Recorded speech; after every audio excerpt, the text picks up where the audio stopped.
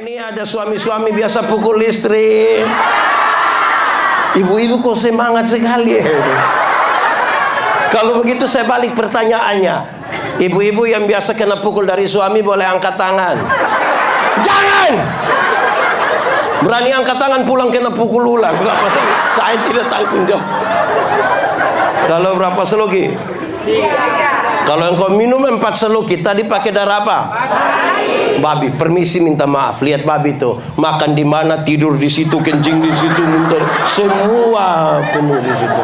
Orang tanya saya, jadi Pak Pendeta kita berapa seloki? Lu pilih sendirilah. Minum air susu itu baik ke tidak? Baik ke tidak? Baik kalau 1 gelas. Tapi coba minum air susu 1 ember. Bisa gila itu. Susu yang bermanfaat saja melewati batas. Bisa masalah apalagi? Rata-rata bapak-bapak di sini berapa seloki? Mari kita lihat saudara. Waktu manusia melangkah melewati batas dan dosa itu mulai ada. Bagaimana tubuh, jiwa, roh yang tadi dalam kaitan dengan kita pun tema. 1. Tubuh yang terkontaminasi dosa. Tubuh yang terkontaminasi dosa itu saudara, dari ujung kaki sampai ujung kepala semua berdosa. Tidak ada 1 inci pun yang tidak berdosa. Tubuh yang terkontaminasi dosa mengalami 2 pergeseran yang serius sekali. Pertama, tubuh yang terkontaminasi dosa hari itu melecehkan perempuan. Adam, kenapa kau makan ini buah? Dia bilang itu perempuan yang Tuhan kasih itu yang bawa masalah ke saya. Ini kalimat yang sangat berbeda ketika Adam pertama kali melihat Hawa. Waktu Adam melihat Hawa pertama kali dia bilang begini, dialah tulang dari tulangku, daging dari dagingku. Itu waktu belum jatuh dalam dosa. Setelah jatuh dalam dosa dia bilang perempuan sumber masalah, perempuan racun dunia. Bayangkan kalau racun dunia banyak begini, kita bisa. Saudara-saudara tahu, kadang-kadang kita ini terlalu melecehkan perempuan. Ada laki-laki yang bangga sekali kalau dia punya pacar 2. Apalagi kalau dia dengan orang lain itu bangga sekali. Di Almaira sini ada juga. Itu Pak ada di sini sekarang. Kadang-kadang tuh serius saudara. Kenapa? Saya ingat saya melayani di Sabu, pulau bagian selatan yang belum ada penghuni. Terus belum ada penghuni. Ada. Waktu itu saya belum menikah. Kalau jemaat lewat, saya sementara cuci pakaian di sumur. Orang bilang begini, pendeta, yo, makanya. Saya bilang makanya apa? Kawin sudah. Saya bilang kamu botak, itu tidak betul itu. Kalau mereka ke pastori, saya sementara sapu-sapu rumah, orang bilang makanya. Saya bilang makanya apa? Kawin sudah. Kamu otak ini tidak betul. Pendeta, kenapa setiap kali kami bilang bapak kawin, bapak bilang kami otak tidak betul? Boleh jawab. Saya tanya orang, saya bilang begini, kalau pakaian kotor, apa yang harus dilakukan? Cuci, bukan kawin.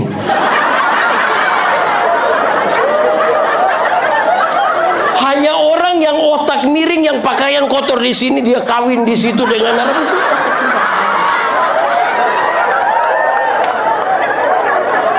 Kalau rumah kotor, apa yang harus dilakukan? Sapu, bukan? Tahu juga. Sekali lagi, hanya orang yang otak miring, yang rumah kotor di sini bilang, saya kawin dulu biar rumah kotor.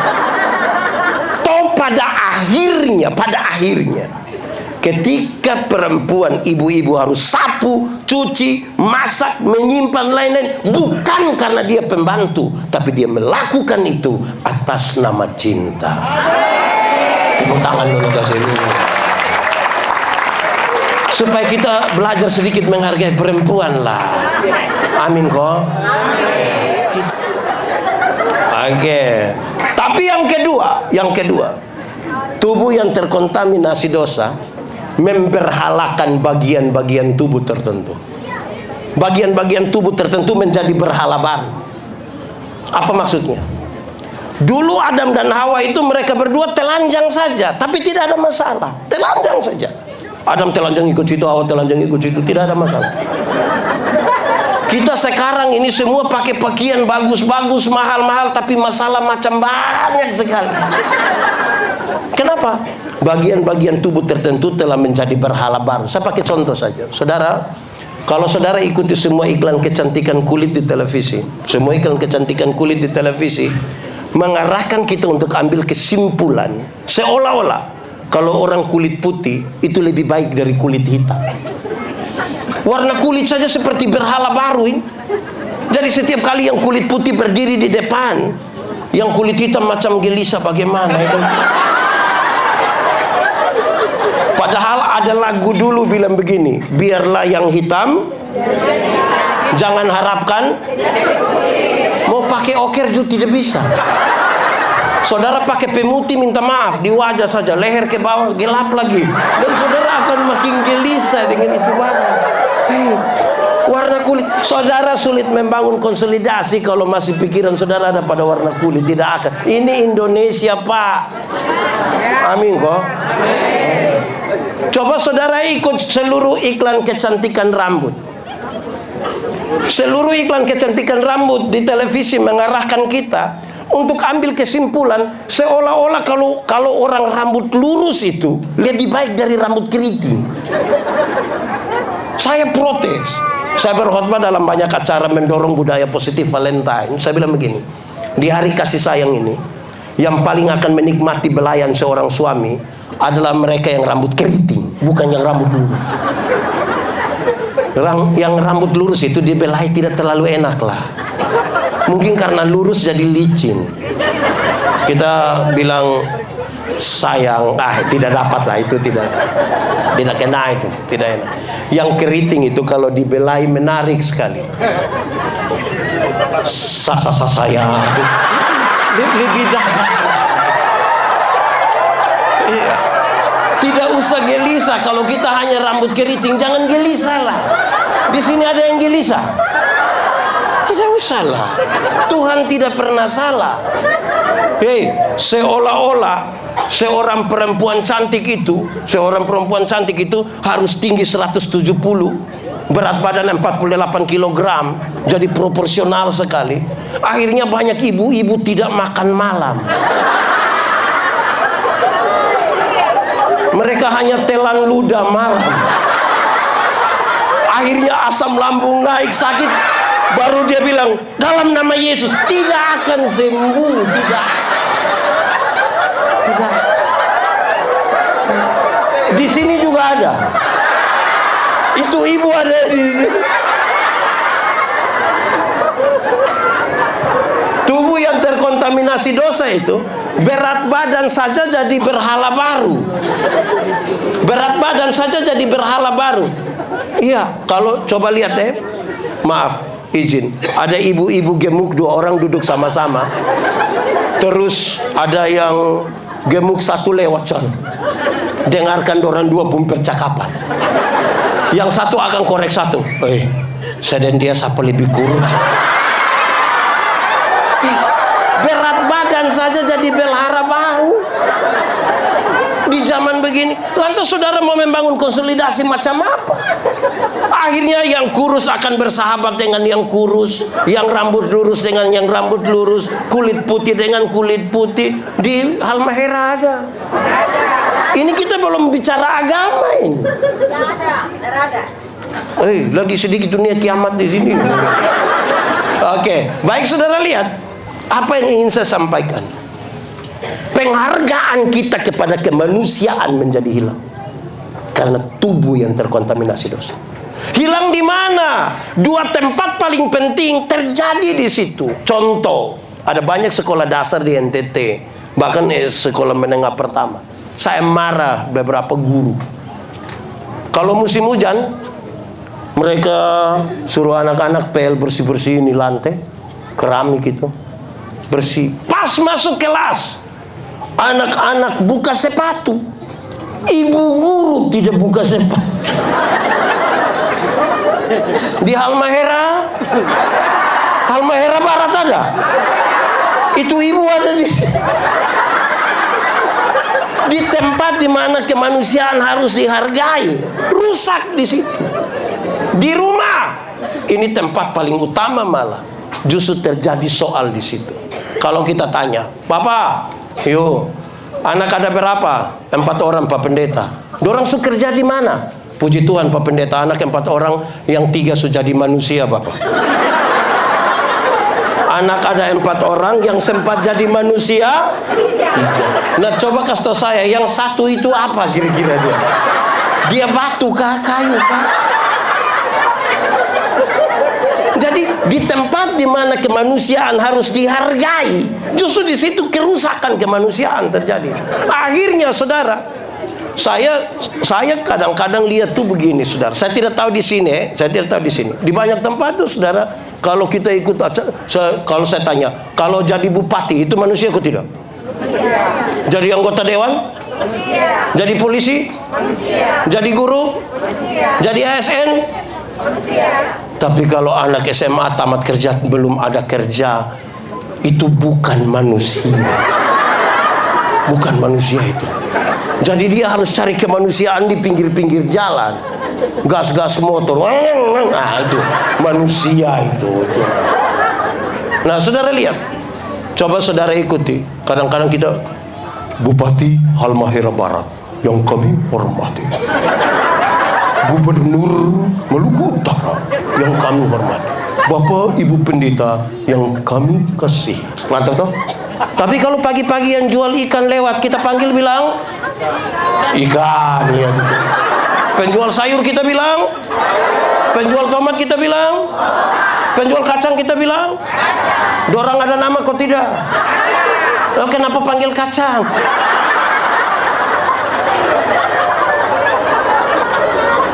Jadi saudara bicara persatuan, kalau tidak dimulai dari penerimaan, apalagi penerimaan pada diri sendiri belum dapat, jangan bicara penerimaan pada orang lain. Saudara, sulit bangun konsolidasi. Yang paling bikin rusak banyak tempat adalah orang yang bermasalah dengan dirinya, bukan dengan orang lain. Kalau dia ada di gereja, kok tidak, dia bermasalah dengan dia pun diri, itu dia akan bikin rusak gereja. Kok betul? Dia di sini ada begitu.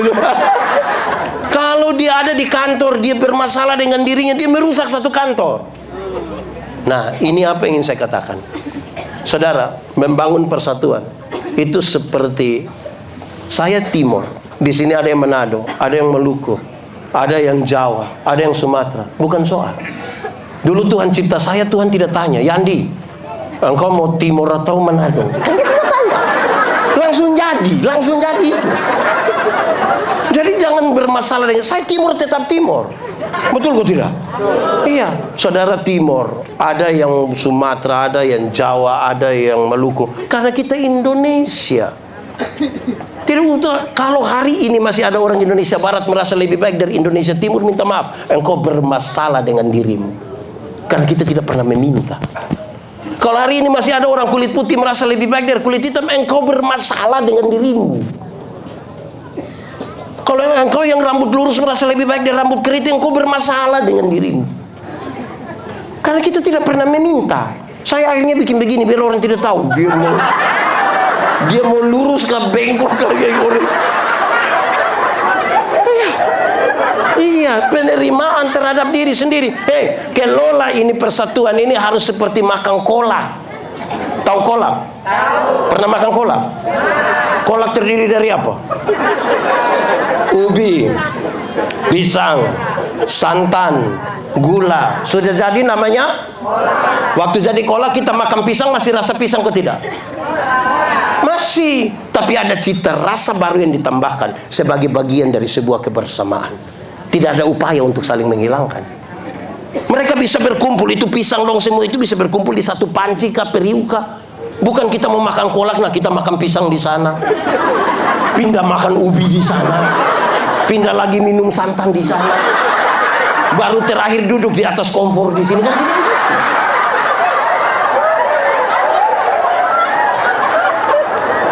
Jadi tidak usahlah. Jangan kelola ini persaudaraan, ini persatuan, ini seperti minum kopi. Tahu kopi?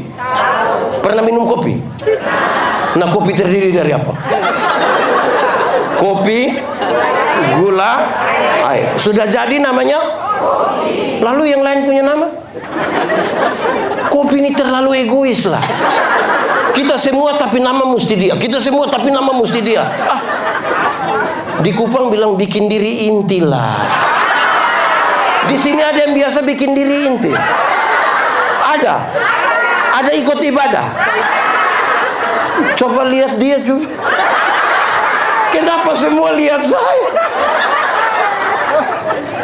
Iya.